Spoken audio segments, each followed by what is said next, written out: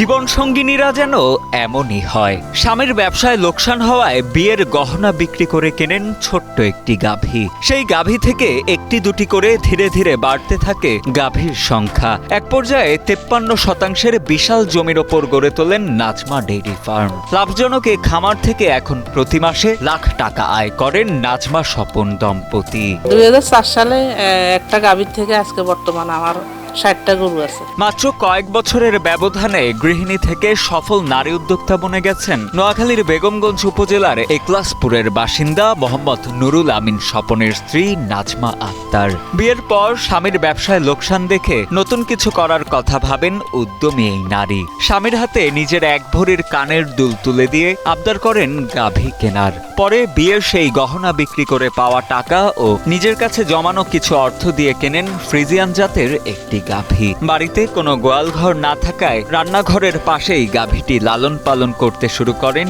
নাজমা আক্তার।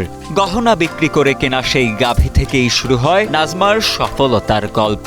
বদলে যায় তার জীবনের মোড়। 2004 সালে আমার ওয়াইফ বলতেছে যে কিছু টাকা জোগাড় আছে, আমার স্বর্ণ আছে, স্বর্ণ এগুলোর বিক্রি করে আমাদের একটা ছোট মোটো একটা গাভী কিনে, গাভী একটা থেকে দুটা থেকে তিনটা, এইভাবে যদি প্রায় 10টা গাভীর মতন হয়ে গেছে।